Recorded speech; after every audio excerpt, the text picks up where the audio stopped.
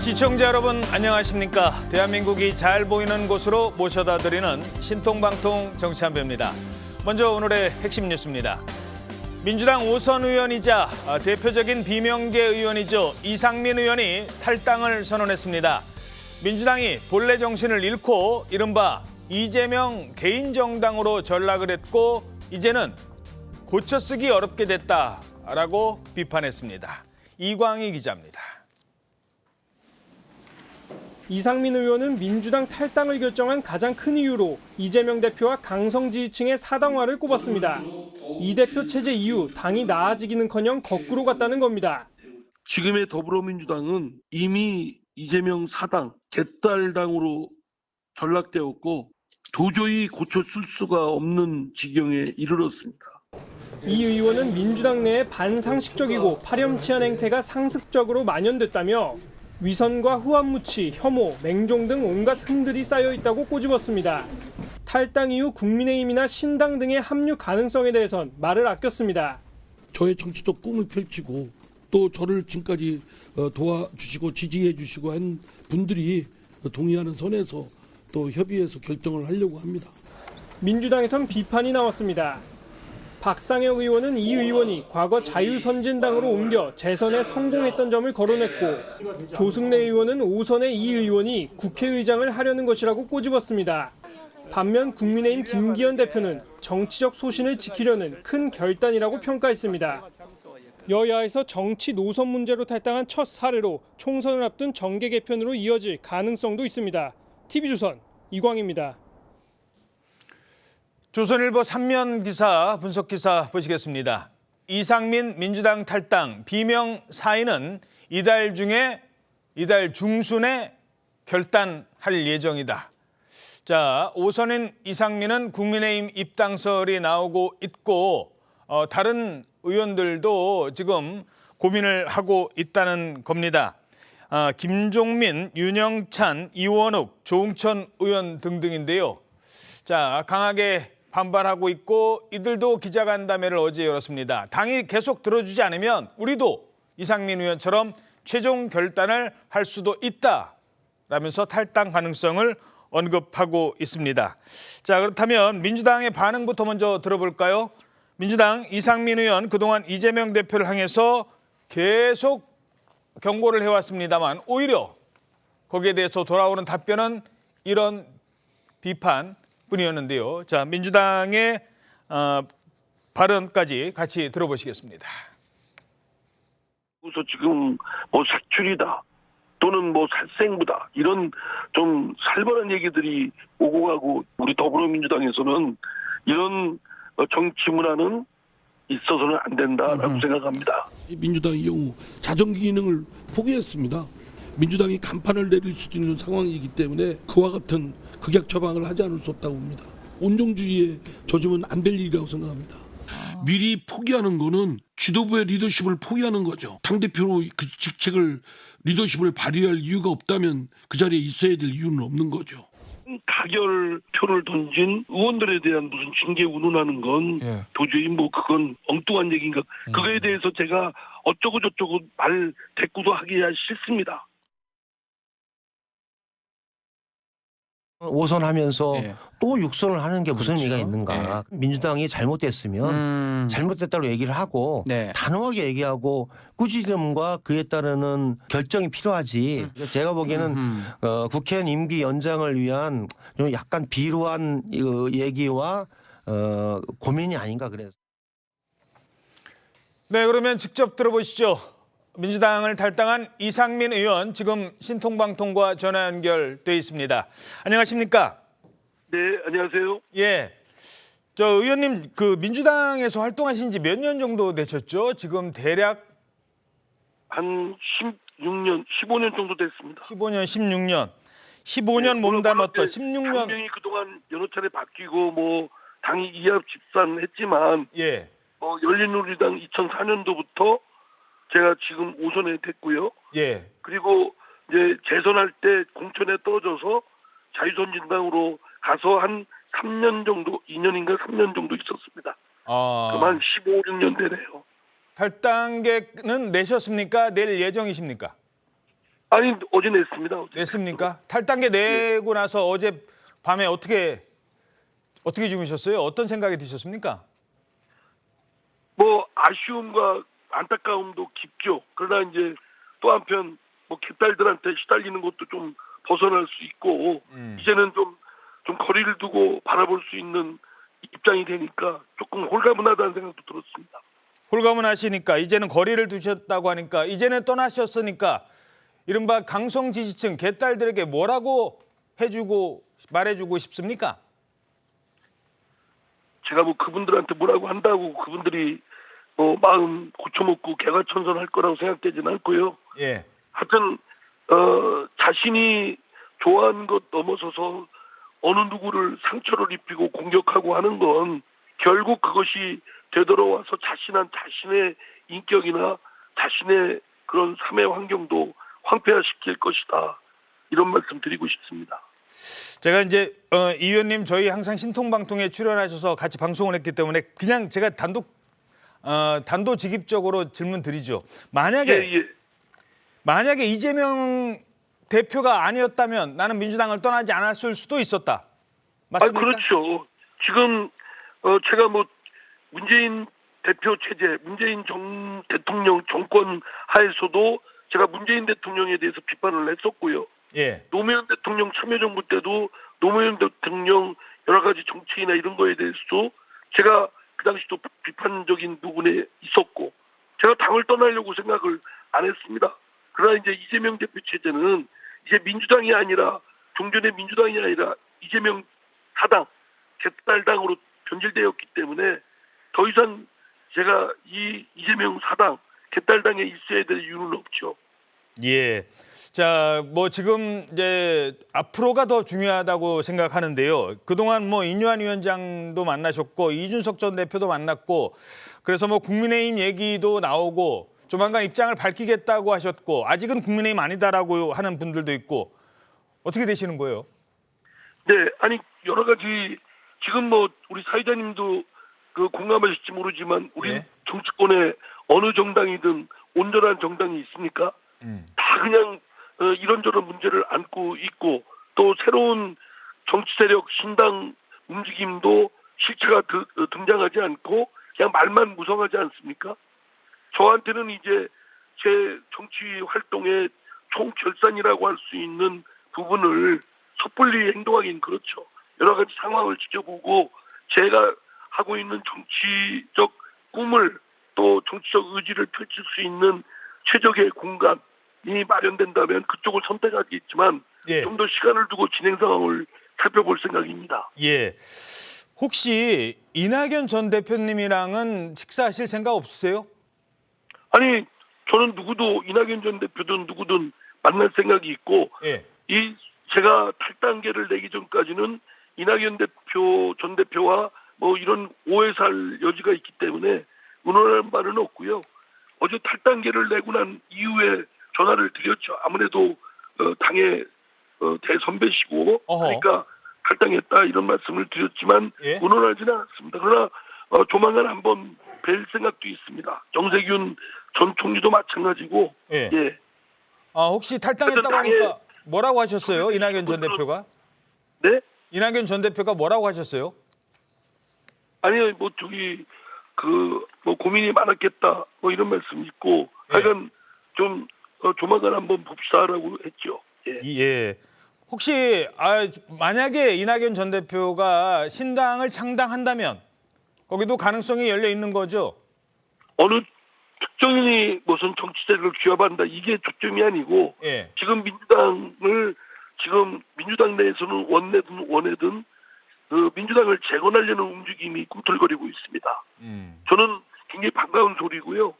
민주당이 종전의 민주주의와 인권의 가치를 최고의 기반 가치로 여기는 그런 정당으로 재탄생하기를 바랍니다.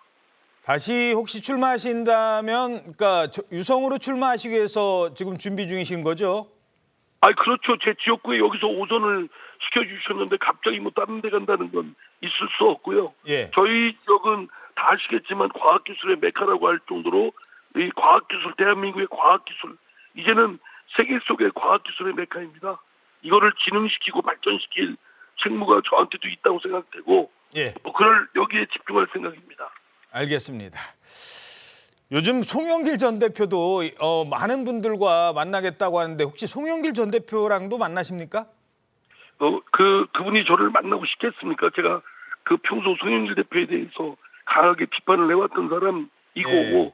그분이 하는 것은 뭐 정치적 그분의 선택에 의해서 할 수 있겠지만 그렇다고 그분이 윤석열 대통령에 대한 반대 세력이 연합하자 이거는 별로 국민적 소구력이 약하다고 봅니다. 특정 인물을 반대하는 정치적 모임은 굉장히 낙후되어 있고 미개한 모임입니다. 국민의 삶을 개선시키고 대한민국 국군을 개척하고 이렇게 미래 비전 쪽으로 나가는 그러면서도 우리 사회가 갖고 있는 모순이나 부조리를 뜯어고치는 이런 정치 세력을 국민이 바라지 않겠습니까? 알겠습니다. 자, 지금까지 민주당 탈당한 이상민 의원이었습니다. 오늘 말씀 고맙습니다. 네, 감사합니다. 예. 자, 어떻게 분석하시겠습니까? 지금 이낙연 이상민 의원이 탈당한 거는요. 예. 앞으로 뭐가 되기 위해서 탈당했다기보다는 저는 그 민주당에서 도저히 있을 수가 없다. 이래서 탈당을 했다고 봅니다. 쫓겨난 거다? 아니 사실상 쫓겨난 거죠. 왜냐하면 그 안에 있으면 뭐 개딸이라고 하는 사람들이 집중적으로 공격을 하고 뭐 수박 운운해가면서 나가라 자꾸 이렇게 얘기를 하잖아요. 사실 그런 정도 가지고 나올 상황은 아닌데 그러는 이제 본인이 그리고 있었던 그리고 본인이 몸담았던 그 민주당의 그 원래의 모습이 있잖아요. 예. 그 모습과 지금의 민주당은 완전히 다르다. 라고 본인이 판단을 했기 때문에 저는 뭐 여기 그 패널로 나오셨을 때도 제가 여러 차례 그 말씀을 나눠본 적이 있는데 그런 생각이 대단히 강해요. 이게 민주당이 아니라는 거죠. 그렇기 때문에 나올 수밖에 없었다. 근데 일단 나오고 나서는 어떤 활동을 할 것이냐 하는 부분은 이제 나오고 나서 광야로 나오고 나서 광야에는 여러 길이 있잖아요.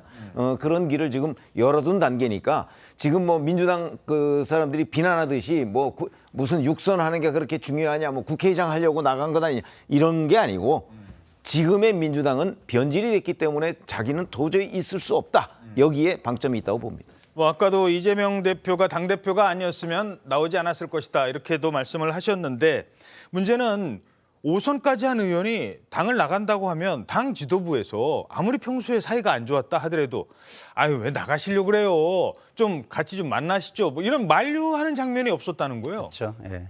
사실은 이재명 당대표도 그런 부분에 있어서는 굉장히 명분이 없습니다. 비난할 명분이. 왜냐하면 당대표로서 계속 대화를 했어요. 뭐가 문제인지. 그 문제에 대해서 그러면은 내가 할 수 있는 건 뭐고 못하는 건 뭔지 이게 명확하게 드러났어야 되는데 그런 부분이 없다는 점에서 좀 아쉽고요. 그리고 여기서 좀 생각을 제가 민주당원으로서 생각이 드는 건 이런 겁니다. 현재 민주당 잘하고 있나? 그럼 최소한 정상적이긴 하나? 이런 거예요. 그거에 대한 고민이 되게 많았을 거라고 저도 생각하고 저도 그거에 대한 고민이 많은 사람 중에 하나인데 어허. 기본적으로 지금 많은 사람들이 지금 이상민 의원의 탈당을 비판하잖아요. 그분들한테 묻고 싶은 게 이거예요. 어떤 겁니까? 뭐 5선이 6선을 하기 위해 나갔다, 정치 생명을 연장하러 나갔다. 그러면 그걸 위해서 이재명 당대표를 비판하지 못하면서 줄 서는 거는 옳은 행위인가요?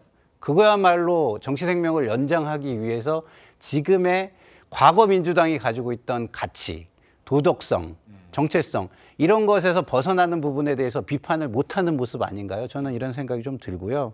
단지 좀 아쉬운 건 이상민 의원이 탈당을 하시기 전에 국민의힘을 언급했다는 거예요. 그것이 이제 당내에서 혁신을 좀 위해서 투쟁하는 사람에게는 굉장히 커다란 부담이 될 것이다. 결국은 또 국민의힘으로 가려고 하는 거 아니냐, 뭐 내지는 한 자리 더 보전하려고 그러는 거 아니냐, 이런 어떤 이미지, 뭐 최종 결정은 그렇게 안 하실지도 모르겠습니다만은 그런 이미지를 남겼다는 측면에서 당내에서 혁신을 위해서 투쟁 내지는 그 싸워나가야 되는 사람에게는 좀 부담이 생겼다는 측면은 상당히 좀 아쉽습니다. 근데 국민의힘에 지금 입당한다는 그런 언급은 없었어요. 그러니까 뭐 가능성만 열어뒀는데 이낙연 전 대표가 이제 또 등장을 하고 선택지가 좀 많아진 것도 사실이에요. 어떻게 그렇죠. 근데 이제 이낙연 전 대표가 오늘 아침 뭐 중앙일보 인터뷰를 봤더니요. 거의 뭐 이제 탈당을 하고 제3지대에 새로운 당의 깃발을 들 것 같아 보여요. 근데 이제 좀 다소 늦은 감이 있습니다. 다소 늦은 감이 있고요. 이거는 오늘의 그 이상민 의원의 탈당은 한 개인의 문제가 아니고요.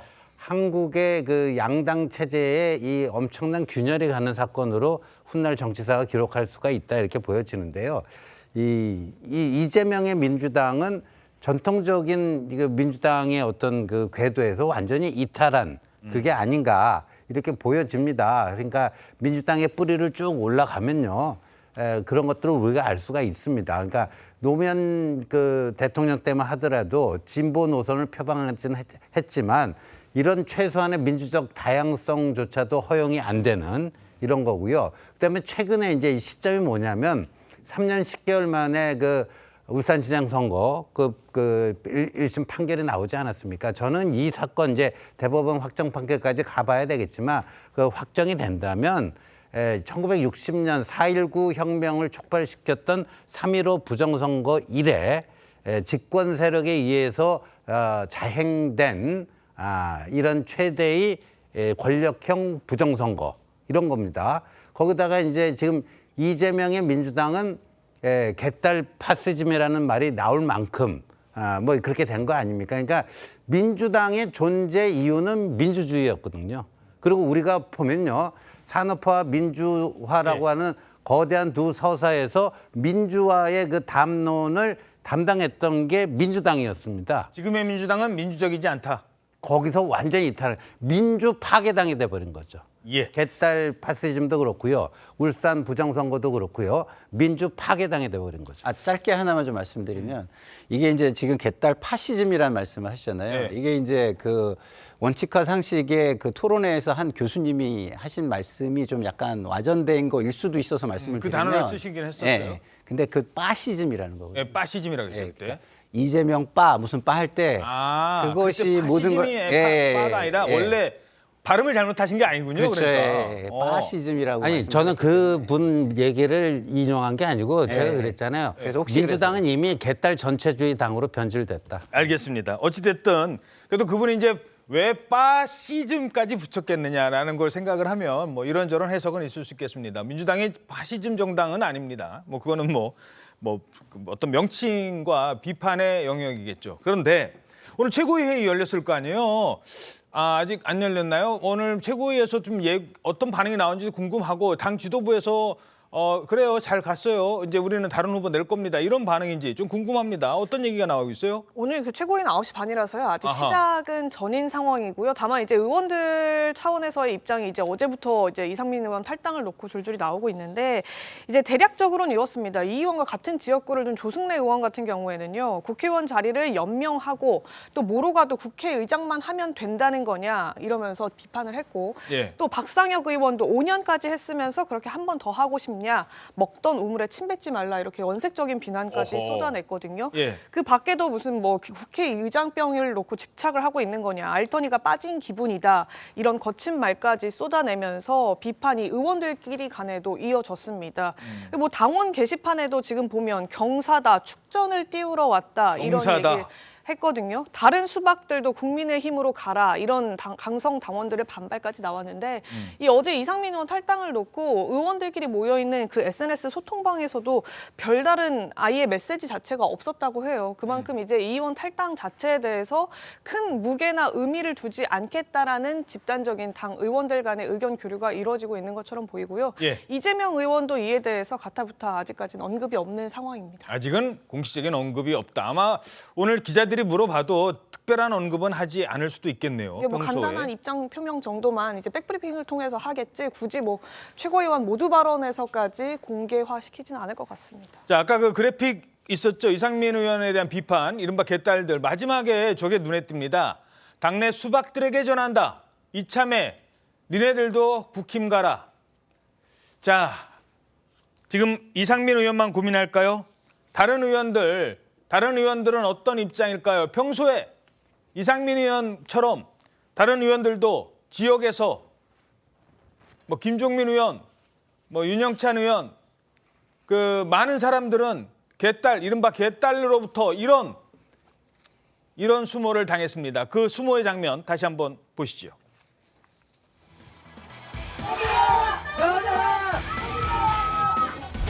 여기 있네 여기. 찾았다. 안에 불이 켜져 있는데. 일부러 숨었네. 김정민 나가라고 봐. 천원짜리 가방을 훔치는 김종민. 김종민아 민주당에서 꺼져라.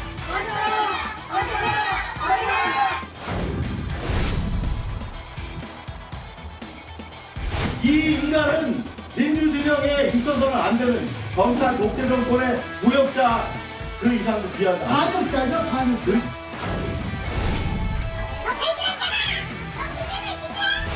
운영장 왔습니다. 여기 왜 왔어?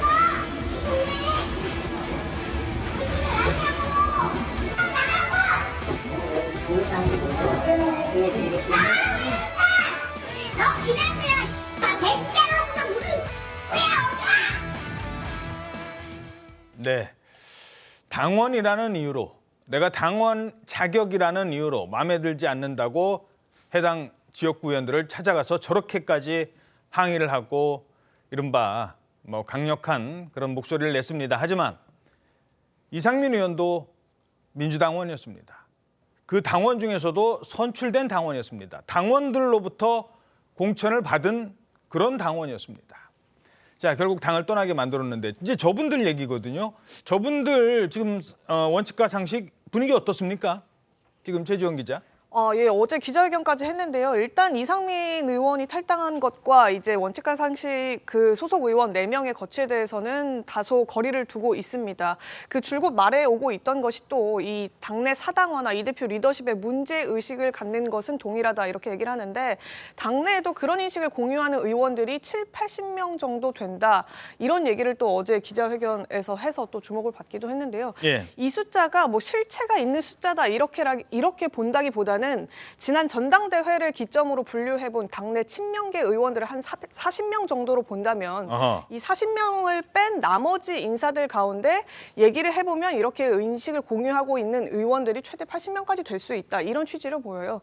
공감하는 의원과 같이 움직일 의원은 또 다른 거잖아요. 예, 이걸 이제 공개적으로 입장을 드러내면서 같이 움직이게 될지 이 부분에 대해서는 좀 미지수인데 이 한 의원 같은 경우에는 지난번에 저와의 통화에서 이 양극단의 한 30명 정도 그러니까 친명계 30명, 비명계, 그러니까 항성 비명계 의원이 한 30명 정도 있다 이렇게 본다면 나머지 민주당의 의원 100명 정도는 총선의 목적이 있다. 그러니까 당장 내 지역구 선거에서 내가 어떻게 이기는가가 중요한데 이 이길 수 있는 데에 도움이 되는 방향이 이 대표를 안고 가는 것이냐 아니면 새로운 인물로 가는 것이냐 등등을 고민하는 데 영향을 미칠 것이다. 이렇게 말하기도 했었습니다. 그렇군요.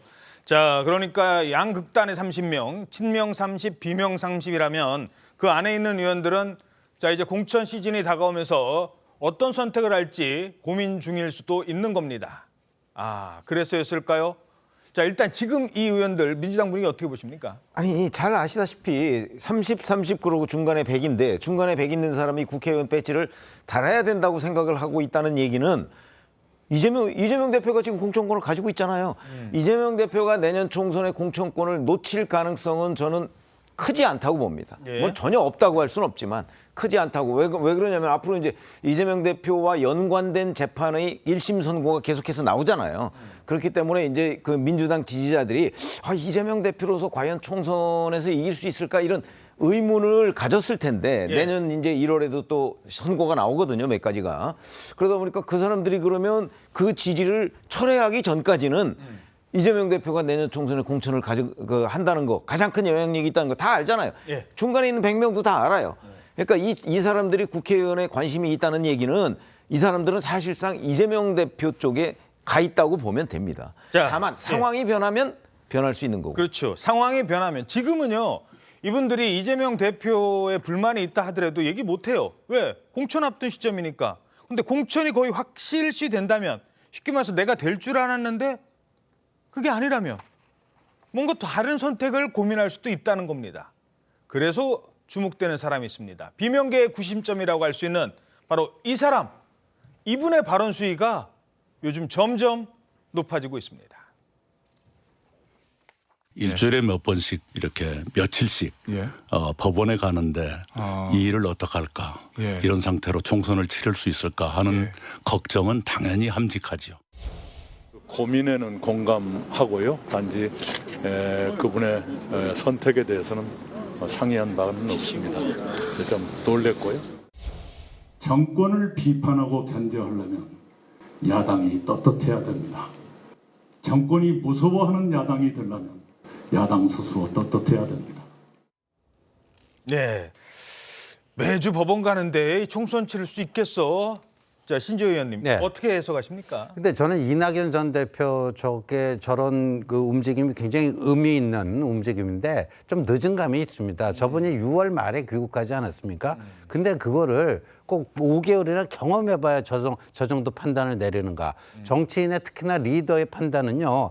신속 정확해야 됩니다. 꼭 뭐 찍어 먹어봐야 뭔지 압니까? 그러니까 그때부터 귀국 직후부터 사실상 이재명의 민주당은 전통 노선에서 완전히 일탈한 변질된 뭐다. 그래서 예를 들면 뭐 김대중 가치의 뭐 복원이라든가 뭐 이런 것들을 내걸고 정면 승부를 그때부터 좀 펼쳤어야 되는 게 아닌가 보여지는데 지금 저 보니까 이제 신당으로 갈 것 같아요. 제 느낌에는, 제 촉으로는. 근데 자꾸만 그 준연동형 비례대표제가 유지되어야 된다. 이런 얘기 강조하는 거 보면요. 위성정당 쪽. 예, 2016년 안철수가 이끈 국민의당보다는 파괴력이 약하다는 걸 스스로 인정하는 꼴 아닌가. 이런 느낌을 지울 수가 없거든요. 왜냐하면 그때는 그 새정치민주연합에서 문재인과 안철수라고 하는 두 대권 주자가 있다가 이제 안철수가 독립해서 국민의당을 만든 거 아닙니까? 근데 호남 지역구에서 정면 승부를 걸어가지고 거기서 석권했단 말입니다.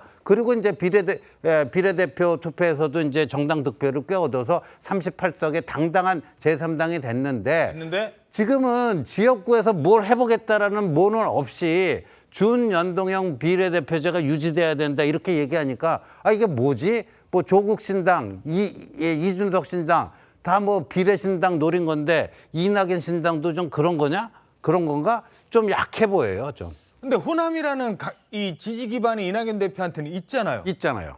그러면 호남에는 출마 안 한다? 그러니까 그게 말이 안 된다는 거죠. 그래서 저는 좀 늦은 감이 있다. 귀국 직후부터 김대중 노선의 전면 복원은 내걸고 뭔가 이거를 규합을 해왔었어야 된다 이런 생각이 듭니다. 늦었다고 판단하시고 이제라도 혹시 늦지 않았다고 생각하시지는 않습니까? 어떻게 보십니까? 뭐 정치는요. 반전이 가장 큰 무기예요, 사실은. 그렇기 때문에 뭐 늦었다는 생각이 일반적일 수는 있으나 어느 순간에 그게 반전으로 바뀌면 그게 가장 큰 파괴력을 갖기도 하죠. 어허. 그렇기 때문에 뭐 제가 그것을 지금까지 경험으로 보면 단정할 수는 없겠다 이런 생각이 들고요. 그리고 기본적으로 지금 비명계의 탈당 뭐 이런 이야기를 하는데 그 개딸의 공격이 있잖아요. 지지자들의 강성 지지층의 공격. 이거는요. 점점점 뚝이 무너져가면서 중간에 100명이라고 지금 일컬어진 의원들한테도 갈 수 있어요. 뚝이 무너지면. 지금 이상민 의원의 뚝이 제일 공격의 최전선이 무너졌잖아요. 그 다음이 또 무너질 수 있잖아요. 그러면 그 다음은 그럼 가만히 놔둘까요?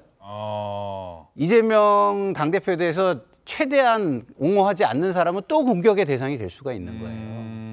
그렇기 때문에 지금의 이 상황은 어떻게 흘러갈지 모른다고 저는 생각을 하고요. 기본적으로 그 고민의 시점은 탈당이 아닙니다. 정치를 어떻게 바꿀까이기 때문에 지금에 있는 사람들이 뭐 탈당을 한다 이 관점에서 보시면 안 되고 신당을 할 것이냐 이 관점에서 봐주셨으면 좋겠다 이런 생각이 듭니다. 그러니까 신당을 하면 그 깃발은 이낙연 전 대표가 든다고 가정했을 때. 근데 이낙연 전 대표가 구심점이 되기는 좀 어려우세요. 지금 우리 신지호 선배님도 잘 말씀하셨지만 기본적으로 좀 움직임이 좀 늦었고 그것이 어떤 단호함이나 결연함으로 보여지지 않았기 때문에 깃발의 역할이 되기가 좀 쉽지 않거든요. 아하. 그러나 여러 사람들이 뭉쳤을 때 호남을 끌어올 수 있는 매개 역할은 충분히 해줄 수 있는 역량을 가지신 분이다 이런 생각이 듭니다. 예. 비슷하게 들은 게요. 그 이낙연 전 대표를 측근에서 보좌하는 민주당의 현역 의원 가운데 한 분이 지금 이낙연 대표가 저렇게 지금 활발하게 활동을 하고 있는데 과연 저게 신당 창당을 위한 움직임이냐 이런 얘기를 물었더니 그럴 거였으면 나한테 연락이 와서 기본 작업이 작업이라도 미리 해놓으라고 언지를 해놨을 텐데 일절 그 부분에 대해서 연락이 없었다라고 하는 거예요. 그러니까 사실상 이제 대표가 뭘 만들라라고 지시를 해서 당을 꾸린다기보다는 외곽에서 어떤 분위기나 흐름, 지금 이낙연 대표를 지지하는 외곽 원외 조직이 있기도 하거든요. 뭐 그런 흐름이라든지 아니면 뭐 비명계 의원들이 탈당을 한다든지 그렇게 해서 구심점이 마련되면 거기 이 대표가 투입되는 방향, 그 방향을 더 생각하고 있는 것 같습니다. 예. 자, 그런가 하면 또 민주당 주변에서 뭐 신당 얘기를 하는 사람이 한 분 더 있습니다. 이 사람도 근데 민주당에서는 과연 이분을 어떻게 해야 될까라는 고민도 할 것 같습니다. 이상민 의원도 거긴 아니지라고 했는데 최근에 검찰을 향해서 제발 좀 불러달라고 했었잖아요. 외타게 외쳤는데 드디어 이번 주 원하던 대로 검찰에 불려가게 됐습니다. 이게 무슨 중대한 범죄라고 100여 명이나 되는 사람을 6개월 동안 일을 하고 있는지 정말 미쳐버릴 것 같습니다. 7개월째 불러 조사도 안 하고 있잖아요. 검사들이 증거가 있으면 나를 불러서 처리를 해서 7개월 동안 이러고 있다는 게 말이 됩니까? 이건 증거를 조작하는 거 있을 뿐만 아니라 정치적 탄압이죠. 사적인 조직 폭력인 거예요. 자, 검찰 조사를 지금 앞두고 있고 아마 이번 주부터 이제 소환 조사 들어가는데 그런데 신당을 만들겠다는 뜻을 드러냅니다. 이제 정권이 교체되고 이번 총선 지고 나면 바로 윤석열, 한동훈은 바로 피의자로 전락해서 수사를 받게 될 텐데 한동훈 장관이 김건희 특검에 대한 찬반 의사를 밝히는 순간 한동훈의 실체는 드러난다 이렇게 생각을 합니다. 그래서 보다 선명한 또 중도 보수까지를 포괄시킨 윤석열 퇴진 세력을 집결하는 당을 만들어내고 윤석열을 조기에 끌어낼 수 있지 않을까 이렇게. 마지막에 혹시 들으셨습니까? 윤석열 퇴진 세력이라고 했어요. 나 혼자가 아니라 세력이라고 했어요. 그러면서 누구를 얘기했느냐? 이준석 전 대표와 함께할 뜻도 드러냈대요. 이준석이랑 송영길? 물론 이준석 전 대표는 곧바로 거부를 했다고 합니다. 자, 두 사람 화면 잠깐 볼까요? 물론 당 대표로서는 전에 만났었어요. 나이 차이도 있었습니다만 이준석 대표가 당 대표할 때 송영길 대표가 같이 카운터파트였긴 했습니다. 화면 나오는데. 근데 저 두 사람 어떻게 어울린다고 생각하십니까? 저 조합 어떻게 생각하세요? 그러니까 윤석열 대통령을 싫어하는 거는 맞는 것 같아요. 다만 이제 정도의 차이가 있죠. 송영길 전 대표는 뭐 증오하는 수준까지 간 거고 이제 이준석 전 대표는 뭐 거기까지 간 거는 아닌 것으로 보이는데 그렇다고 해서 저 두 사람이 만날 수 있을까? 저는 뭐 송영길 전 대표의 이준석 전 대표를 향한 짝사랑이라고 봅니다. 같이 했으면 좋겠죠. 그러나 이준석 전 대표가 뭐 곧바로 거부를 했듯이 아마 이준석 전 대표는 아직 거기까지는 가지 않은 것으로 보이고 그렇다면 뭐 성격도 다르고 또 지지층도 다르고 당장 송영길 전 대표는 지금 뭐 본인 소환을 앞두고 거의 뭐 이제 그 홧김에 뭐 아무 말 대잔치 하는 거 비슷한 그런 식의 얘기를 하고 있잖아요. 신당을 만들려면 우선 본인이 구속이 안 돼야 되는 거 아니겠어요? 그런 점을 보면 뭐 구속 가능성이 전혀 없는 게 아니기 때문에 지금 뭐 이런저런 얘기를 송영길 전 대표가 하고 있는 부분은 그야말로 그냥 언론의 자유를 100% 누리고 있는 정도에 불과한 것이다. 저는 이렇게 생각합니다. 예. 근데 저 송영길 신당은 조국 전 장관도 저건 아니다. 같이 하지 않겠다 그랬잖아요. 그러니까 두 번 퇴짜 맞았네요. 그렇네요. 좌우로부터 다 퇴짜 맞은 거 아니에요. 오늘 이상민 의원도. 네. 이상민 의원도 그랬고 저 이준석 전 대표에게조차 좌우에서 다 퇴짜 맞은 거니까 저는 뭐 여기 논평하는 게 큰 의미가 없다라고 봅니다. 아마 8일 조사받고 구속영장이 신청될 거라고 보고 그 돈봉투 사건과 관련해서 송영길 전 대표의 그 보좌관이었던 박용수 씨라든가 뭐 또 그때 같이 캠프했던 강래구 씨 또 윤관석 의원 다 구속돼 있지 않습니까? 아마 그 길을 걷지 않을까 보여집니다. 알겠습니다. 자, 민주당과 마찬가지로 이제 국민의힘 속사정도 복잡합니다. 초강수 던졌잖아요. 지난주 금요일에. 발언을 던진 뒤에 자명에 또 들어갔습니다. 바로 이 사람. 근데 주말 사이에 아예 전화기조차 꺼놓고 있었다고 합니다. 저는 이번 총선의 서대문 지역구를 비롯한 일체 선출직 출마를 포기하겠습니다. 혁신위에 전권을 주신다고 공언하셨던 말씀이 허연이 아니면 저를 공관위원장으로 추천해 주시기 바랍니다. 자, 일단 인유한 위원장 아직도 기자들 전화 안 받습니까? 예, 오늘 오전까지도 전화를 해봤는데요. 연락을 일절 받지 않는다고 합니다. 그리고 인유한 위원장뿐만이 아니고 혁신위원들 일부와도 지금 계속 통화를 시도하는데 연락이 되지 않고 있는 상황입니다. 그래요? 이 혁신안을 받지 않을 거면 본인을 공관위원장에 앉혀달라 이렇게 지금 얘기했던 그 데드라인이 바로 오늘인데 그렇죠. 이 지도부와의 구체적인 합의가 발표될 때까지 기자들과의 접촉도 일단 최소화하겠다 이런 의도로 보입니다. 야, 자 인유한 위원장 지금 어떤 심정일까요? 그러니까 지금 심정은 뭐 마지막 승부수를 던지고 그다음 기다리는 심정이 아닐까요? 그리고 이제 모든 것은 내 손을 떠났다. 뭐 이런 뭐 기다리는 심정 이런 심정일 것 같고요. 기본적으로 인유한 혁신위원장이 뭐 좀 실수를 하긴 했어요. 근데 실수를 하긴 했지만 이준석 그 말 부모 얘기. 예, 부모 이야기와 공관위원장을 추천해달라 이 두 가지 정도의 큰 실수를 하긴 했는데 그럼에도 불구하고 그 내용을 보면 지금 김기현 당대표가 그 내용을 받아들이지 않았을 때에 김기현 당대표에 대한 비난이 얼마나 커지겠습니까? 사실은 강서 보궐선거 이후에 그만두라는 요구를 우회하기 위해서 인유한 혁신위원장을 내세운 거잖아요. 그렇죠. 근데 또 여기에서 또 성과가 안 난다? 그럼 두 번의 실패가 이어지는 거거든요. 그렇기 때문에 이 인유한 위원장은 그런 부분에 대해서 반전도 있을 수 있지 않을까 이런 생각을 가지면서 그 결론을 기다리고 있지 않을까 이런 생각이 듭니다. 예, 자 반전도 있을 수 있다. 아직까지는 희망의 끈을 버리지 않았다라고도 볼 수 있지만 글쎄요, 당 지도부는 그렇지 않은 것 같습니다. 총선 앞두고 이 공천이 제일 예민한데 공천관리위원장 자리를 달라고 했었잖아요. 인유한 위원장을 향해서 김기현 대표는 떨떠름한 반응을 보였고 당 대변인이 이 공천관리위원장 얘기 나오니까 이런 단어까지 썼어요.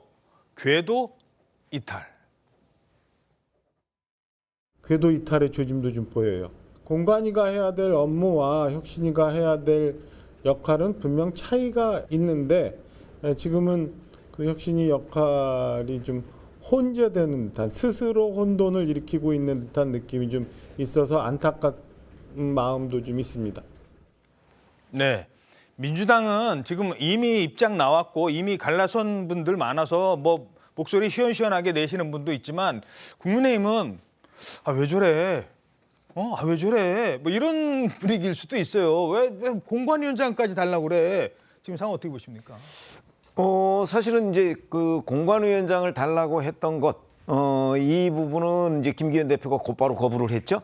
그러니까 그건 없어진 거예요. 뭐 시한은 4일까지라고 했지만 4일까지 기다릴 것도 없이 바로 거부를 했기 때문에 없어진 카드고 이제 남은 거는 인유한 혁신위원장이 자 그러면 김기현 대표가 이제 혁신안 수용도 거부하고 공관위원장 달라는 것도 거부하고 그러면 이제 혁신위는 어떻게 해야 되느냐 이것만 남은 거라고 저는 봐요. 어떻게 해야 되느냐. 만약에 우리 이런 거 한번 상상을 해보시면 인유한 혁신위원회가 아무런 성과 없이 조기 해체나 뭐 아니면 그냥 해산의 길로 접어든다고 했을 때 김기현 지도부는 안전할까요? 저는 안전하지 않을 거라고 보거든요. 김기현 대표는 그럼 인유한 혁신위원회가 스스로 뭐 무너진 거다 이렇게 생각하고 자 우리는 그러면 앞으로 공천 관리 열심히 하고 뭐 이제 총선을 준비하겠다 이렇게 하도록 국민의힘 지지자들이 과연 놔둘 것이냐. 지금 오지 않은 일이라 뭐 누구도 예측할 수 없지만 저희들의 경험으로 보면 김기현 지도부도 안전하지 못할 거라고 보거든요. 저는 그렇게 되면 인유한 혁신위원회가 또 그냥 여기서 조용히 물러갈 것인지 아니면 논개처럼 김기현 지도부의 뭔가를 지적하고 넘어갈 것인지 이런 부분도 굉장히 중요해요.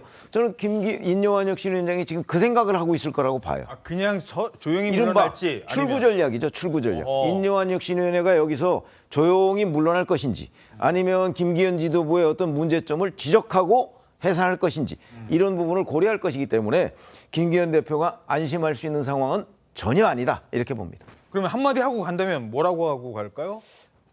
뭐 여러 가지가 있을 수 있습니다. 뭐 예를 들어서 자 혁신위에 전권을 주겠다고 했는데 혁신위 의 요구에 대해서 거부를 했으니까 그럼 뭐 같이 물러나자라든가 예를 들어서 뭐 아니면 우리 혁신위가 이렇게 한 데 대해서 뭐 모든 책임을 김기현 대표가 지라든지 방법은 한 5가지쯤 될 것 같은데요. 예, 알겠습니다. 방법 중에 이제 2가지만 공개를 하셨는데 이게 지금 김기현 대표도 묶여 있다는 거예요. 인유한 위원장 한 사람의 운명만은 아니라는 겁니다. 왜? 그때 이렇게 얘기했잖아요. 다시 한번 들어보시죠. 당의 진실한 변화를 만들어갈 혁신위원장으로 인요한 교수님을 모시고자 합니다. 인요한 위원장을 중심으로 꾸려질 혁신위는 그 위원회 구성, 활동 범위, 안건과 활동 기한 등 제반 사항에 대해 전권을 가지고 자율적, 독립적인 판단을 하게 될 것입니다. 자, 지금 언론에서 이런 표현들이 나옵니다. 태산, 명동, 서일필 뭐 시작할 때는 윤핵관 거론하고 영남권 의원 거론하고 막 거론했었잖아요. 김기현 대표 직접 겨냥하고. 그런데 아무것도. 그리고 추풍낙엽이란 말도 나옵니다. 인유한 위원장은 추풍낙엽. 이제 그냥 떨어지는 낙엽과 같은 신세가 됐다. 야, 지금 왜 이렇게 됐을까요? 근데 이제 상당수 언론에서 그렇게 쓰고 있는데 저는 거기에 동의하지 않습니다. 왜냐하면 혁신위라고 하는 기구가 어떤 역할과 기능을 해야 되는가에 대한 좀 오해들이 굉장히 있어요. 오해들이. 그리고 지금 김기현 대표 얘기했지만 그 정권이라는 게 뭐죠? 혁신이 운영과 관련된 정권입니다. 그러니까 혁신이 운영에 대해서 당 지도부가 왈가왈부하지 않겠다. 그 얘기예요. 그러면 혁신이 운영과 관한 정권을 그 침해받은 적이 있습니까? 아니죠. 그런데 이 보자고요. 혁신이가 모든 걸 다 하는 거라고 생각했다면 그건 오해예요. 그건 비대위죠. 그야말로 2011년 12월 27일에 발족됐던 박근혜 비대위, 비상 정권을 갖는 박근혜 비대위였죠. 지금 그게 아니잖아요. 그거하고 자꾸만 착각들을 하니까 그런 진단이 나오는데 저는 이제 혁신위원회의 그 주요 기능은 당이 어떤 식으로 바뀌어야 되는지 혁신을 해야 되는지 거기에 대한 아젠다를 발굴하고 그걸 던지는 겁니다. 근데 자기 손으로 그 아젠다가 실현되는 것까지 끝장을 보겠다. 그런 거 혁신위가 아니죠. 비대위로 했었어야죠. 그런 거 애시당초 그런 거 하면 안 되는 거죠. 그러니까 이게 당이라는 게 다 시스템에 의해서 이제 굴러가는 건데 혁신위가 던진 어젠다를 총선기획단 또 조만간 발족할 공천관리위원회에서 그걸 받을 것인가 말 것인가인데요. 저는요 혁신위가 지금 5호 안건까지 의결을 했잖아요. 그다음에 인유한 위원장이 요구한 것들 저는 상당 부분이 시차를 두고 하나 둘씩 현실화 될 것이다. 현실화 된다. 현실화 될 거라고 저는 확신을 합니다. 윤핵관도 그러니까 저런 식으로 자기들 뭐 활동 기간 내에 자기들이 딱 뭐 주도권을 쥐고 다 거기서 그 결말을 보겠다 하는 거는 혁신이라고 하는 기구에 대한 오해에서 비롯된 거다. 그러니까 혁신위의 어떤 지적 자체가 잘못된 게 아니라 그런 아니 지금 10년, 20년 한 지역에서 정치하신 분이 혁신위가 12월 말까지 자 선언하세요라고 하면 네 하고 선언할 수 있겠냐는 겁니다. 하지만 인유한 위원장이 말했던 방향대로는 시차를 두고 갈 것이다. 과연 그럴지 오늘자 국민일보 6면 보시겠습니다. 충돌 통한 결별이냐 질서 있는 해산이냐. 자 이제는 해산을 하되 질서 있는 해산을 해야 되는 것이다. 여기서 뭔가 잡음이 불거지면 결국 인유한의 목소리가 당을 향하는 것일 수도 있지만 인유한의 목소리가 해당 행위도 될 수 있다. 조금 전에 최병묵 위원께서 오늘 무슨 얘기를 할지 어떤 얘기를 할지 계속 고민하고 있는데 그냥 떠날지 한마디 할지 이 한마디가 또 추풍낙엽이 될 게 아니라 뭔가 이 낙엽이 이 거름이 되질 못하고 다른 작용을 할 수도 있다는 겁니다. 하지만 원래 어떻게 시작했습니까? 강서구청장 보궐선거 지면서 반성하겠다고 사죄하겠다고 출범시킨 게 혁신이에요. 근데 혁신이 얘기는 한마디도 안 듣고 에이 그건 혁신이 그 월권이지 궤도 이탈이지 이렇게 끝난다면 국민들 입장에서는 이러려고 혁신이 했어? 시간만 끈 거 아니야? 이런 비판 나올 수 있어요. 그렇죠. 비판이 굉장히 거세질 거고요. 그다음에 국민들은 이렇게 생각할 겁니다. 혁신위가 궤도를 이탈한 게 아니라 궤도를 이탈시켰다. 이렇게 생각할 가능성이 되게 많고요. 좀 전에 말씀해 주신 것처럼 강서 재보궐의 책임도 김기현 당대표한테 있죠. 그리고 그거를 그 총선 승리로 분위기를 바꿔보겠다고 가져온 게 혁신입니다. 그러면 혁신이 실패했다면 이 혁신이 실패에도 인요한 위원장도 책임이 있겠지만 최종 책임은 김기현 대표에게 있겠죠. 그럼 이렇게 되면 총선 승리의 가능성은 어떻게 되겠습니까? 총선 승리의 가능성은 상당히 떨어질 겁니다. 그러면 그 총선 승리 가능성, 불안감에 대한 책임도 김기현 대표가 져야 된다 이런 생각이 들고요. 만약에 김기현 대표가 혁신을 얘기했으면 국민들이 기대나 했을까요? 인요한 혁신위원장이었기 때문에 기대를 했던 거거든요. 근데 그거마저 지금 무너졌어요. 그럼 그 다음에는 김기현 당대표가 그러면은 총선을 위해서 당을 바꾸고 승리의 가능성을 보여주고 이게 가능할까요? 저는 불가능하다고 생각합니다. 차라리 새로 나오는 내각의 인사들이 새롭게 비대위를 꾸려서 당을 이끄는 것이 혁신이나 아니면 총선 가능성에 훨씬 도움이 될 것이다 이런 생각이 드네요. 자, 일단 죄송합니다. 혁신위는 뭔가 당장은 아니고 조금 더 기다려보자라는 시각도 많고 뭐 기다린다고 해도 그냥 이렇게 끝나면 아무것도 없다면 결국 총선 실패로 간다는 지적이 있었습니다. 자, 그러면 또 하나의 카드는 아마 어수선한 분위기를 바꾸기 위한 대통령실의 카드인 것 같은데 개각 카드인 것 같습니다. 아마 오늘 발표가 곧 날 것 같아요. 총선과 맞물려서 8개 부처 개각. 어떻게 전망이 되고 있습니까? 아마 오늘 이르면 이제 순차 개각에 나서는데 연말까지는 윤석열 정부 2기 내각 체제 구성을 완료하겠다 이런 방침입니다. 오늘은 국토부와 국가보훈부, 또 중소벤처기업부, 해양수산부, 농림축산식품부 등이 개각 대상에 오르는 걸로 알려지고 있는데요. 특히 이 원희룡 국토부 장관 후임에는 박상우 전 한국토지주택공사 사장이 내정이 된 걸로 알려졌고, 보훈부 장관 후보에는 김정수 전 육사학교장과 강정혜 전 숙대 총장 등이 거론되고 있습니다. 이 한동훈 법무장관의 개각 여부도 관심인데 어떻게 됐어요? 한 장관의 경우에는 연말 원포인트 개각 가능성이 현재로서는 높다고 합니다. 오늘 그럼 한동훈 장관은 안 나오는 겁니까? 명단에 없는 거예요? 지금까지 언론 보도를 보면 한동훈 장관은 연말쯤 원포인트 개각. 왜냐하면 1월 11일까지 공직자들이 사퇴를 하면 되거든요. 지역구 출마의 경우에. 그러니까 이제 그걸 고민한다는 얘기는 한동훈 장관을 뭐 비례대표나 이런 걸로 포진시킬 가능성은 없다고 봐야 되는 거죠. 그러면 이제 연말쯤인데 연말쯤 얘기가 많이 나오고 있어요. 현재. 근데 이제 그게 아마 한동훈 장관을 이거 포함시키지 않았던 거는 뭐 저는 두 가지의 의미라고 봅니다. 하나는 아니 이제 후임자에 대한 검증이 아직 미흡했을 수도 있죠. 왜냐하면 한동훈 장관은 계속 민주당이 그동안에 탄핵을 할까 말까 뭐 이렇게 고민하고 있었잖아요. 그러니까 만약에 탄핵이 된다면 이동관 전 방송통신위원장처럼 표결 전에 아마 사퇴를 해야 될 상황이었을 테니까 그런 것들이 이제 하나의 변수였고, 근데 그거는 지나갔잖아요. 그러면 이제 남은 거는 뭐 검증 미흡이나 아니면 이제 연말 얘기가 나온다는 얘기는 저는 개인적으로는 이준석 신당의 출범과 관련이 있지 않나 이런 생각도 듭니다. 그래요? 이준석 전 대표의 신당이 뭐 12월 27일 얘기를 하지 않습니까? 연말이에요, 딱. 연말이면 그때 이제 뭐 여하튼 그게 뭐 앞으로 가능성을 보이든 보이지 않든 간에 상당한 정도로 일단 관심은 끌 겁니다. 뉴스에 관심. 그러면 그 뉴스를 어떤 식으로든 좀 뭔가 희석을 해야 될 필요성이 여권으로서는 있지 않을까요? 그때 이제 한동훈 카드를 띄우는 것도 하나의 대책이 될 수는 있겠다. 아마 그런 차원에서도 검토하고 있지 않나 그렇게 생각합니다. 12월 한 20일쯤 일면 머릿기사의 얼굴을 이준석 대신 한동훈으로 장식할 수 있게. 어차피 이준석 전 대표 기사는 머릿기사는 아니고요. 아니지만 여하튼 관심은 있을 거라는 거죠. 그런 부분에 여권에서 내놓을 수 있는 카드가 한동훈 카드 정도면 아마 가능하지 않을까 싶습니다. 알겠습니다.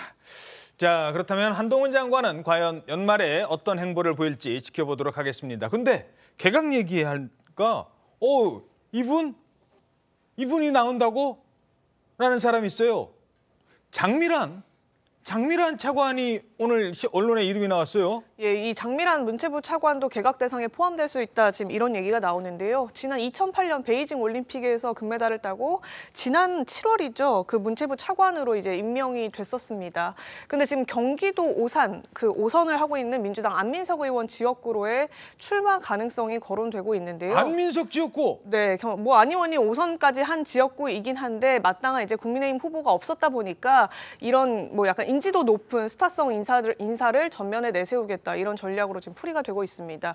뭐 이 밖에도 그러니까 비례대표 후보 중에서도 이제 상위권 번호를 받아서 올릴 수도 있다 이런 얘기도 나오는데 어쨌든 장 차관의 이번 총선 출마가 가시권에 접어든 건 분명해 보이고요. 후임으로는 지금 이영표 선수가 거론이 되는데요. 저 바로 직전에 지금 강원FC 대표이사까지 지냈거든요. 이영표 해설위원. 네, 그래서 후임으로 유력하게 지금 차관으로 검토가 되고 있다고 합니다. 그렇군요. 장미란 차관 후임으로 이제 스포츠인 몫으로 계속 이 차관을 둔다면 이영표 옛날에 그 우리 월드컵 스타 이영표 해설위원이 될 수도 있다는 겁니다. 문제가 아니라 관심은 장미란이 다른 데도 아니고 경기도 오산 아까도 말씀드렸습니다만 안민석 의원이 오선한 지역이에요. 이게 안민석 의원의 정치적 이 논란이 많습니다만 그래도 오선까지 간 데는 여러 가지 이유가 있습니다만 그 지역적 특성이 있거든요. 그걸 제가 여기서 말씀드릴 수는 없고 험지예요. 국민의힘 입장에서는. 그런데 거기는 일반 정치인보다는 이런 스타가 필요하다라는 겁니다. 안민석, 장미란. 근데요, 사실 두 사람은 지난 7월에도 이런 일이 있었습니다. 안민석 의원 발언에 대해서 어떻게 생각하십니까? 그 소식 접하고 내가 더 열심히 해야 되겠다, 염려해 주실 만큼 그 이상으로 부응해야겠다라는 생각을 했습니다. 장미란 선수에 그 얘기부터 대한 먼저 제가 하시죠. 임명에 대한 비판적인 제가 이야기를 했고 그리고 장미란 차관이 나름의 화답을 한 것 같아요. 장미란 차관의 임명 배경을 대통령실에서 이렇게 이야기합니다. 공정과 상식, 체육계 공정과 상식을 실천해 주기를 바란다. 근데 이 정권이 윤석열 대통령실이 공정과 상식을 말할 수 있을 자격이 있는 것인가? 네, 언론에서 그때 논란이 됐었습니다만 어찌됐든 바로 질문 드리죠. 야, 장미란 대 어떻게 보십니까, 안민석? 글쎄 일단은 장미란 차관이 이미지가 되게 좋잖아요. 그래서 이제 그런 것을 가지고 이제 후보로 내세우려고 하는 것 같은데 지역구 선거는 또 그 이미지 말고 또 현실이 또 있긴 있어요. 이제 과연 어떠한 정책 역량을 앞에 내세울 것이냐라는 부분도 있고 그다음에 지역의 연고 이런 것도 있는데 장미란 차관께서 이 두 부분에 있어서는 조금 어떤 근거를 찾기가 좀 쉽지 않은 부분도 있거든요. 그래서 너무 무작정 이미지만 가지고 밀어붙이면 그것이 이 정권의 또 오만한 이미지로 비춰질 수도 있다는 생각도 들어요. 그래서 어떻게 지금 제가 당장 예측할 수는 없겠지만 현실적으로 지금 현재로는 그렇게 쉬운 싸움은 아니다 이런 생각이 듭니다. 쉬운 싸움은 아닐 것이다. 어떻게 전망하십니까? 네, 쉬운 싸움 아니죠. 당연히 5선 그냥 했겠습니까? 그리고 20년을 국회의원 하면서 지역구 활동을 해놓으면요. 거의 그냥 아성을 구축해 놓은 겁니다. 그런데 거기에 장미란 정치 신인이 도전한다는 거는 그야말로 정말 진짜 계란에 바위치기고 맨 땅에 헤딩하는 거고 이렇게 될 수가 있는 거거든요. 근데 저는 이게 이제 되려면 이미지 면에서는 이제 안민석 20년 의정 활동에 대한 지역 구민들의 평가가 있을 거예요. 거기에 대한 실망감, 피로감 그런 거는 이제 장미란 차관이 나름대로 가서 좀 할 수가 있는데 그것만 갖고는 좀 부족합니다. 전체적으로 당 차원에서 으쌰으쌰하면서 좀 중앙 쪽에서 이제 좀 좋은 바람이 좀 불어와야 되는데 지금 경기도 60개 그 국회의원 선거구가 있는데 지금 국민의힘이 보유하고 있는 게 10개 남지도 않습니까? 그러니까 이제 굉장히 대표적인 열세 지역인데 근데 저게 되려면 장미란 차관 혼자 돼서는 안 되고요. 경기도의 주요한 곳에 저런 것들이 계속 좀 비슷한 것들 저런 식의 구도 여러 건들이 좀 나와서 같이 으쌰으쌰 해주는 그 분위기가 좀 조성이 돼야 되는데 지금 안타까운 것은 지금 김은혜 전 수석이 됐죠. 그다음에 오늘 그 법무부 장관 후임자 발표되는데 박민식 법무부 장관도 곧 이제 여의도로 돌아올 것 같은데 예를 들면 경기도 60개 선거구 중에서 제일 괜찮다는 분당을 두고 지금 둘이 경합 중이다. 이런 기사가 나오고 있는데 그런 것들은요. 장미란 차관의 저런 엄청난 도전에 거의 재를 뿌리는 격이거든요. 김은혜 수석이 지금 수원 쪽이 아니라 다시 분당 간대요? 그런 얘기가 있어요. 그래서 그래도 이 정권에서 장관하고 수석했던 이런 분들이 경기도 60개 선거구 중에 제일 좋은 데를 서로 노리고 있다. 근데 장미란 차관처럼 그 초년생이 저런 데 가서 엄청난 도전을 하려고 그러는데 이른바 고참들이 그렇게 하면요. 이게 그림이 안 그려지잖아요. 그러니까 전체적으로 그 당내에서 그런 좀 그 전략적 그 그림이 좀 그려질 필요가 있다고 봅니다. 알겠습니다. 자, 다음은 민주당 이재명 대표 사법 리스크 잠깐 해보겠습니다. 어디까지 확대될까? 지난번에 뭐 김용전 부원장 1심 판결문이 나왔죠. 이게 지금 얼마나 영향을 미칠까를 따져볼게요. 근데 잠깐만요. 지금 속보가 하나 들어왔습니다. 법인카드 있잖아요. 법인카드 유용 의혹. 이게 관련해서 이재명 전 경기지사에 대해서 법인카드 유용 의혹 등으로 경기도청을 압수수색 중이다. 지금 검찰이 이런 속보가 나왔습니다. 물론 이거는 그 제보자, 우리 최주영 기자가 만났던 그 제보자가 권익위에 신고를 했고 권익위에서 맞네, 이건 좀 들여다볼 필요가 있네. 그래서 경찰에 넘어갔고 경찰에서 이제 검찰 단계로 오면서 압수수색에 들어갔었는데 전에는 경기도청은 안 했었던 걸로 알고 있는데 아주 과거에 이제 그 김동연 지사 취임 전에 이제 이재명 지사가 막 이제 취임을 마쳤을 때 압수수색을 한번 했던 걸로 기억을 하고 있는데 예, 이제 이번에 관련해서 이제 법인카드 유용 의혹과 관련해서 경기도청 압수수색을 추가로 했다는 겁니다. 그 직원들에 대한 개별 조사는 검찰에서 그동안 있어 왔던 걸로 지금 전해지고 있었어요. 근데 도청을 다시 압색에 들어간 건 비교적 오랜만이고요. 경기도청에 검사와 수사관 등을 보내서 지금 현재 관련 자료를 확보 중인 걸로 알려져 있습니다. 현재. 예, 지금 말씀 주셨던 대로 공익제보자 조명현 씨의 신고 내용을 검토했던 국민권익위원회로부터 이 대표 사건을 넘겨받아서 지금 검찰이 수사를 벌이고 있는 상황입니다. 잠깐만요. 이게 왜 그 경기도청에 대한 압수수색이냐? 지난번에 이재명 대표 샴푸 샀잖아요. 보통은 법인카드로 샴푸 샀다고 생각하는데 아니에요. 이재명 대표가 샴푸를 산 게 아니라 그 조명현 씨가 샴푸를 자기 개인카드로 사요. 그리고 나서 그 개인카드로 내 돈 쓸 수 없으니까 경기도청에다가 저 샴푸 샀는데요. 영수증 갖다 주는 거예요. 그럼 경기도청의 직원이 이 샴푸를 개인카드 산 사람한테 돈을 돌려주는 구조거든요. 그러다 보니까 이 준 돈이 누구 돈인데? 이거 경기도 돈 아니야. 이거 개인 돈이겠습니까 설마? 내 개인 돈을 쓰지는 않았을 거고 이거 경기도 돈 아니야. 이제 그 부분에 대한 압수수색일 가능성이 높아 보이네요. 아마 그 지금 경기도청 안에 있는 매점과요, 그리고 또 그 카페가 있었잖아요. 그러니까 이재명 당시 지사를 위해서 매일 아침 샌드위치를 배달하느라고 그 경기도청 안에 있는 카페에서 그 장부에 써가지고 거기서도 그 돈으로 나중에 환불을 예, 샌드위치를 배달하고 나중에 이제 총무과에서 그 비용을 대줬다 이런 진술도 했었고 매점에서는 거기도 역시나 장부를 썼는데 매점에서 산 개인 물품, 그러니까 그러니까 순회동 자택에 필요한 집기들을 구입하는데 경기도청 내부 매점을 쓰고 거기에 장부를 기록해 놓은 다음에 외상으로 가져가면 나중에 경기도청이 돈을 주는 총무과에서 그걸 또 비용을 지불해 주는 이런 방식을 썼다고 지금 제보자가 누차 진술한 부분이 있기 때문에 아마 매점과 그 카페에 대한 압수수색 뭐 관련 조사도 이루어질 걸로 보입니다. 그렇군요. 같은 맥락이라는 겁니다. 자, 다른 사람이 결제하고 아니면 외상으로 가져가고 나중에 그 대금을 경기도청에서 지급을 왜 했느냐, 이 부분에 대한 뭐 공통된 것 같습니다. 물론 뭐 다른 가능성도 있습니다만 여기까지 전해드리고요. 자, 일단 판결문 나온 사건 하나만 더 짚어보죠. 김용전 부원장, 불법 자금은 단 1원도 본 일도 쓴 일도 없다고 했죠. 그런데 김 전 부원장 판결문을 봤더니 김용전 부원장 이름보다 이재명 대표 이름이 훨씬 더 많이 등장한다고 합니다. 얼마나 많이 등장할까요? 먼저 영상부터 보시죠. 예선 자금 운운하는데 불법 자금은 1원 본 일도 쓴 일도 없습니다. 김용 부원장에게 이제 자금 넘길 때 이게 대선 자금으로 쓰일 거라는 걸 좀 알고 계셨을까요? 경선 자금을 알고 있습니다. 상식적으로 글쎄요. 그걸 이재명이 몰랐다. 아니 그럼 나는 누구한테 돌려준 거야?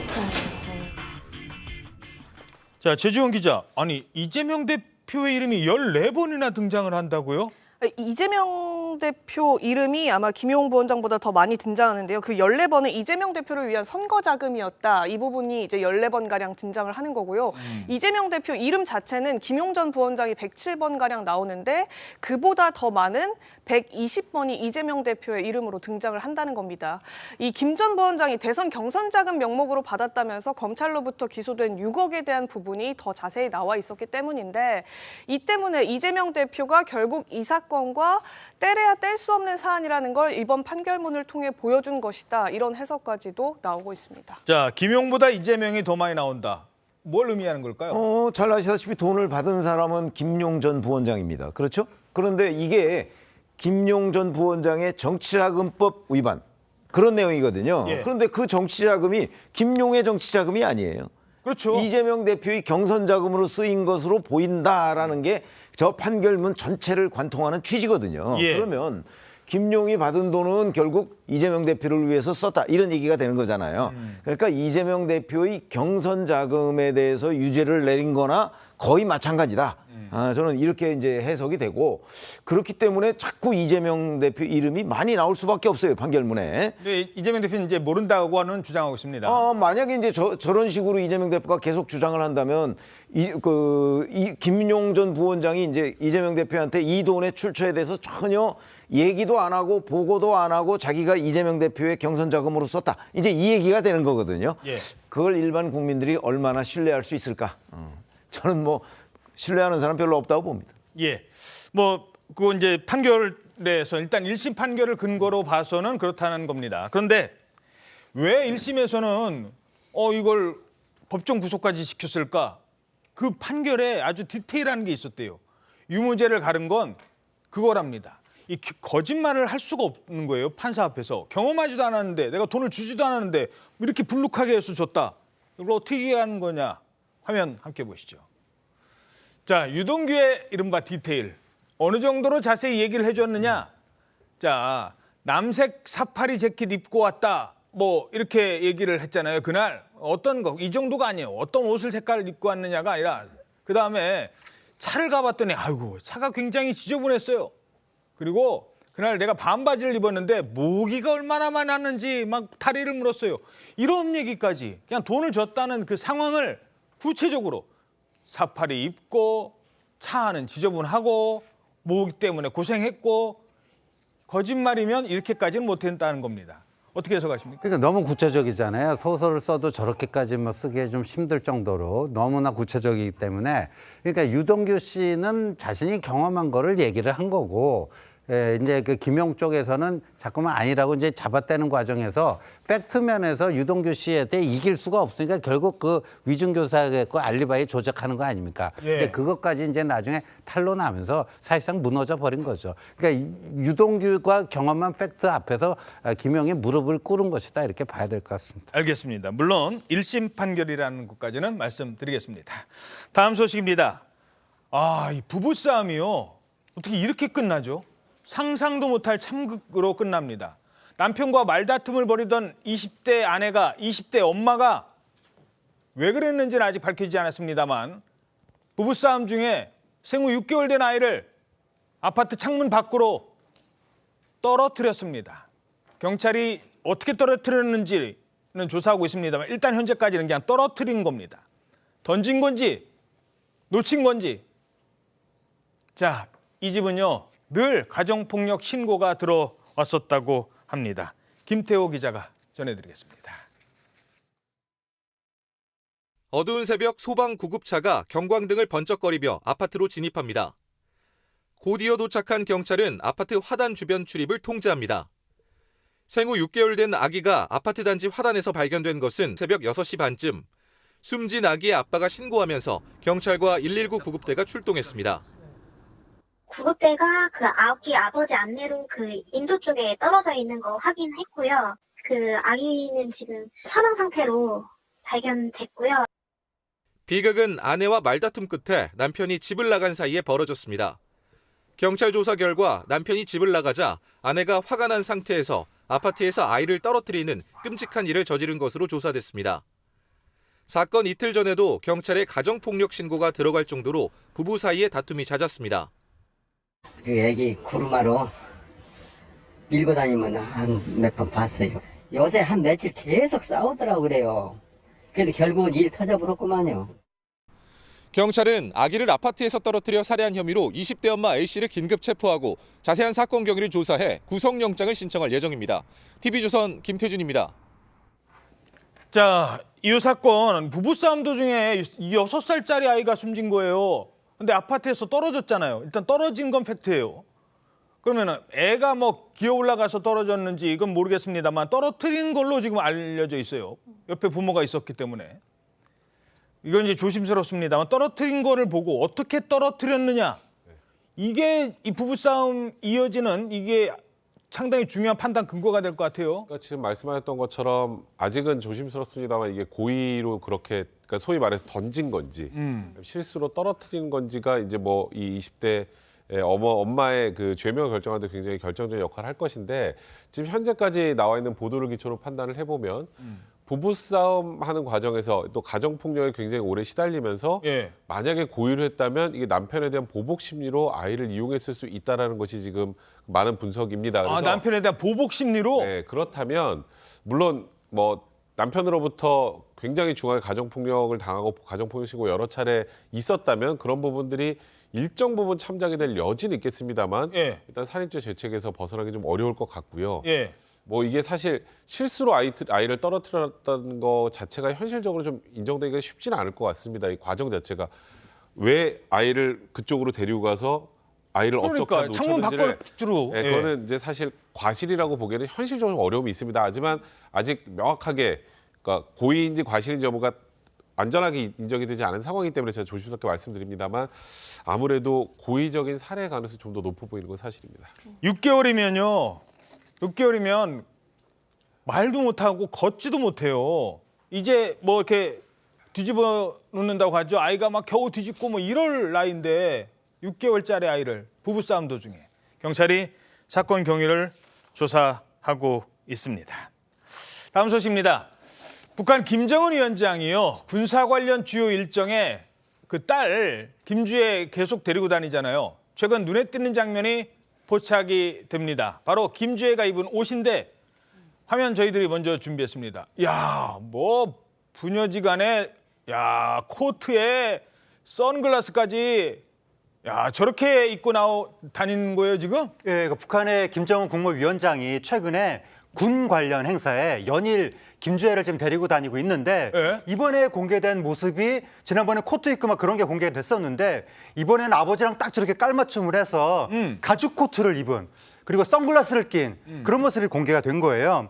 저렇게 옷차림을 하고 이른바 그 공군의 시위 비행이라고 하는 즉 고개 비행을 관람하는 모습이 공개가 된 건데 김주애가 작년 11월 달에 그 화성 17형 미사일 시험 발사 때 처음 나타났거든요. 그랬었죠. 그 이후부터 군 관련 행사에 저렇게 모습을 계속해서 드러내고 있습니다. 아니 근데 지금 저 옷이 얼마짜리야 지금 그런 얘기는 지난번에 말씀드렸고 이게 마치 주인공인 것처럼 아빠 앞에 저렇게 떡하니 서 있는 거잖아요. 그렇죠. 지금 이 사진들이 좀 주목되는 이유 중에 하나가 딸인 김주애가 지금 보시면 김정은 앞에 나와 있죠. 마치 사진의 주인공처럼 부각되어 있다는 것, 이것이 가장 큰 주목을 끌고 있습니다. 특히 작년 11월 이후에 김주애가 여러 차례 사진을 통해 공개돼 왔지만 항상 아버지인 김정은 위원장이 뭐 뒤에 있거나 뭐 옆에 있거나 이런 식으로 사진 구도가 촬영이 됐었는데 이번에는 본인이 앞에서 좀 주인공처럼 부각됐다는 거 굉장히 이례적이고요. 북한의 체제 특성상 김정은보다 앞에 나와 있거나 또는 김정은 위원장이 뭐 뒤에 있거나 이런 사진이 나온다는 것은 굉장히 이례적으로 봐야겠습니다. 야, 그러니까요. 이 후계 구도에 거의 김정은이 지금 김주애를 염두에 둔 것 아니냐, 딸을 염두에 둔 것 아니냐 이런 건데 조선일보 기사 오늘자 사면 기사 보시죠. 그러니까요. 누구나 다 궁금한 거. 김정은은 아들 없나? 자, 이렇게 얘기를 지금 하고 있는데 우리 정부는 김주애가 지금 후계자로 거의 보인다. 그래서 지금 확인 작업을 벌이고 있다. 물론 뭐 아직 확정되거나 이러지는 않았겠죠. 근데 여러 지금 사진이나 이런 걸로 봐서는 그냥 낮게 평가할 거는 아니다. 이런 얘기가 나오고 있다는 겁니다. 자, 아들이 없나요? 사실 작년까지만 해도 조심스럽게 김주애 오빠가 있는 것으로 추정된다라는 보도들이 좀 나왔었죠. 그래서 그 당시만 해도 김주애가 후계자가 될 것이다라는 평가는 별로 없었어요. 근데 그 이후에 사실 아들이 실존하는지 아닌지에 대해서는 정확하게 확인이 되지 않았고 연일 언론에 저렇게 노출되는 건 김주애고 조금 전에 점점점 노출을 하다가 최근에는 김정은 앞에 있는 모습까지 보여주는 그러니까 그럼 전형적인 뭔가 후계 구도로 가는 듯한 모양새를 보여주는데 결정적인 건 호칭의 변화도 있습니다. 아, 그래요? 김주애에 대해서 최초에는 사랑하는 자제분, 존귀하신 자제분, 예. 존경하는 자제분, 자제분이라는 표현을 쓰다가 마지막에 최근에 예. 조설에 샛별 여장군이라는 표현을 썼습니다. 장군이 됐네. 과거에 혹시 기억하실지 모르겠지만 김정은 위원장도 과거에 샛별 장군이라는 표현을 붙은 적이 있었어요. 아, 그렇군요. 그러니까 저 샛별이라는 표현 자체가 북한에서 이제 뭔가 굉장히 존귀하고 그 후계자를 암시하는 듯한 그런 호칭이 되기 때문에 저런 정도의 호칭이라면 사실상 2인자로 하려는 것 아니냐, 후계자로 하려는 것 아니냐는 얘기가 나오는 것이고, 근데 다만 이제 북한이라는 곳이 아직도 여성 인권이 굉장히 취약하고 굉장히 가부장적인 사회입니다. 그러니까 여성이 2인자가 되는 것에 대한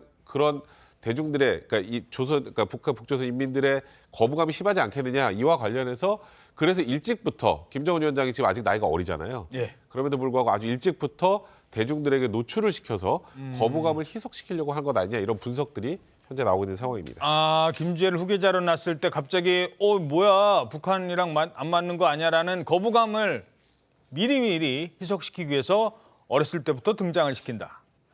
자, 김주애에 대한 호칭 변화를 준 자리가 어떤 자리였죠? 북한이 정찰위성을 발사를 축하하는 자리였습니다. 그런데 북한의 정찰위성, 북한의 주장입니다만 본격적으로 지난번에 미국, 뉴욕, 백악관 뭐 다 들여다봤다고 했잖아요. 이런 주장을 했습니다. 국가항공우주기술총국 평양종합관제소에 조직된 정찰위성 운영실은 12월 2일부터 자기 임무에 착수했습니다. 조선민주주의인민공화국 국방성은 공화국의 전쟁 억제력이 더욱 확고한 대비 태세를 갖추게 될 것이라고 기대를 표명했습니다. 자, 이제 위성실까지 어제부터 가동이 됐다는 겁니다. 정보를 분석하기 시작했다는 건데, 자, 우리나라도 뭐 이 위성 기술은 우리가 훨씬 더 앞서 있죠. 군사 정찰 위성을 발사했다고요? 예, 우리나라도 지난 2일에 군 정찰위성 1호기를 발사했습니다. 예. 드디어 우리나라도 독자적으로 위성 감시를 할 수 있게 된 건데 지금 이제 막 발사했으니까 앞으로 4개월에서 6개월 정도 계속 시험 촬영을 하면서 카메라를 교정하고 그다음에 내년 전반기부터 본격적인 정찰을 하게 될 것으로 보이는데 예. 이게 전자파 방식으로 보는 거거든요. 그래서 막 구름이 끼고 안개가 끼고 이래서 시야가 안 보인다 할지라도 전자파로 계속해서 북한의 군사시설을 정찰할 수 있습니다. 그렇죠. 이 위성의 가장 큰 기능이 카메라 기능인데 그 화소라든가, 근데 우리 위성은요 전자파로 본답니다. 구름이 있어도 볼 수 있대요. 북한 위성의 100배 성능입니다. 다음 소식입니다. 자, 회 좋아하시는 분들이 겨울을 기다리는 이유 중에 하나, 저도 좋아합니다만 요즘에 그냥 살이 그냥 기름이, 방어 있잖아요, 방어. 얼마나 좋아하십니까? 방어와 관련된 소식인데, 자, 모처럼 방어를 한번 먹으러 갈까 하고 횟집에 가셨대요. 근데 이렇게 나왔어요. 뭐예요, 저게? 왼쪽은 방어도 아닌가 봐요. 다른 건가요? 왼쪽이 방어인가요? 그런데 오른쪽이 방어잖아요, 그죠? 왼쪽은 방어가 아니래요, 저건. 야, 근데 얼마에 받았느냐, 저게?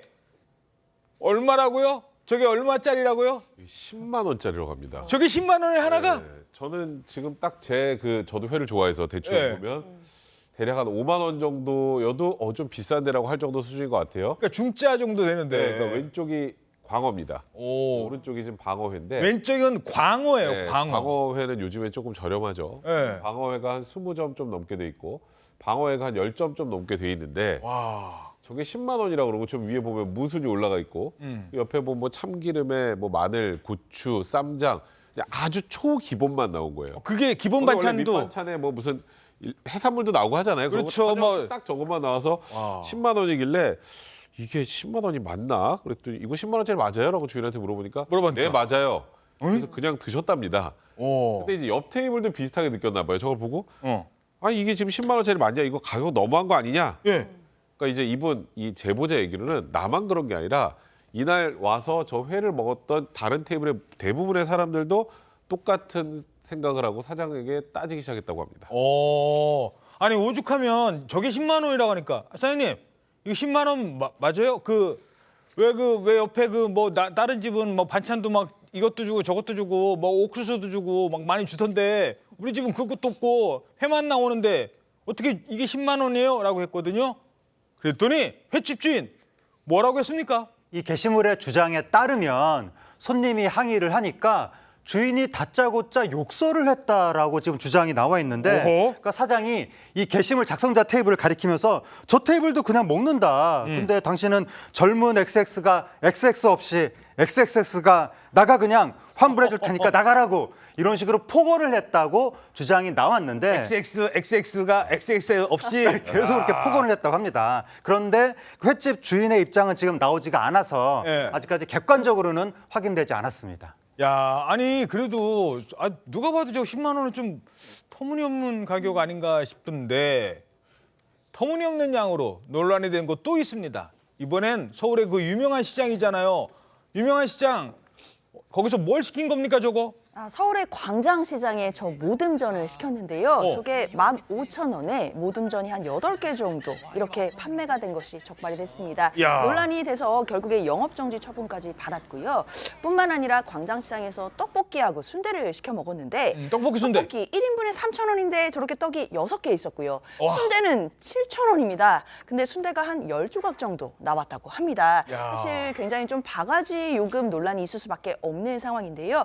물론 광장시장의 모든 가게가 다 저런 거 아닙니다. 그러나 일부 상점들이 저런 행태를 보이고 있기 때문에 전체 이미지가 실추되는 것도 아주 큰 문제일 텐데요. 예. 그렇기 때문에 서울시에서 정량 표시제라든지 또는 위장 손님들을 동원해서 모니터링하는 그런 대책들을 마련을 하고 있습니다.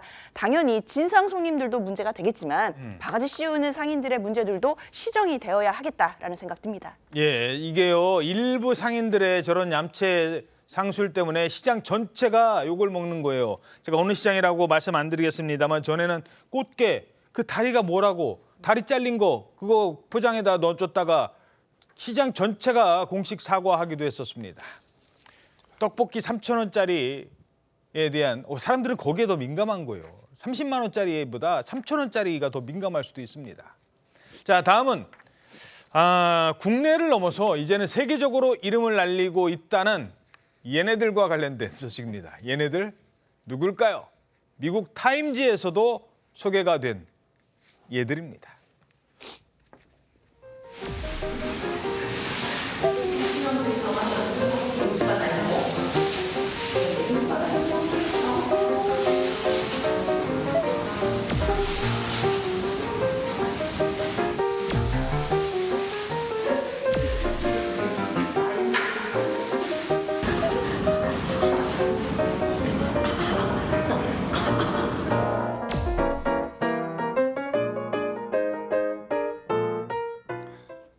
자, 쌍둥이 판다죠. 루이바오, 후이바오. 근데 얘들이 이게 사람도 그런데 걸음마 떼고 나서부터는 엄마들이 제일 많이 하는 게 뭐죠? 안 돼. 가지마.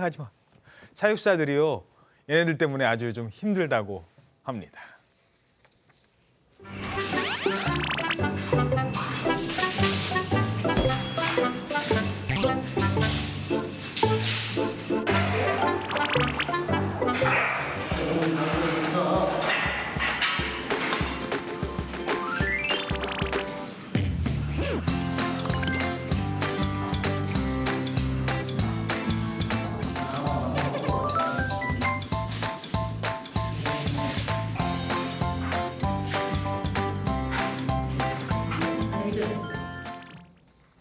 자, 아직까지는 이제 우리 사육사님이 기르고 계십니다만 언제쯤 우리가 볼 수 있을까요, 쟤네들? 빠르면 내년 초쯤에 아마 일반 공개될 것으로 보이는데요. 지금 한참 막 재롱필 나이인데 그 지난달 30일에 저 두 판다의 생애 첫 프로필 사진이 공개됐는데 프로필 사진? 프로필 사진을 찍었다는 것은 이제 판다의 꼴을 갖췄다는 거거든요. 코가 가장 나중에 변한답니다. 코가 새까매졌거든요, 지금. 그렇게 어느 정도 컸기 때문에 당분간 좀 더 성장 추이를 지켜보고 아마 빠르면 내년 초, 늦어도 전반기 마지막 부분에는 일반 공개될 것으로 보이고. 저 코가 태어나자마자는 하얀색이었는데 이제 검은색으로 저렇게 바뀔 때가 드디어 판다 소리를 듣는 때군요. 그렇죠. 어느 정도 이제는 선장이 앙정기에 이제 접어든 것이고 참고로 저 두 판다의 출산 그 성장 과정 모습이 작년에 미국 타임지가 뽑은 2023 올해 100대 사진에 뽑히기도 했습니다. 야, 미국인들한테도 지금 인기가 많답니다. 타임지 표지 모델이 곧 될 것 같습니다. 소개가 됐다고 합니다. 저희는 1분 뒤에 돌아오겠습니다. 네, 어떻게 오늘 아침 대한민국 잘 보이셨습니까? 당신의 대한민국 신통방통이 오늘도 응원해드리겠습니다. 여러분 고맙습니다.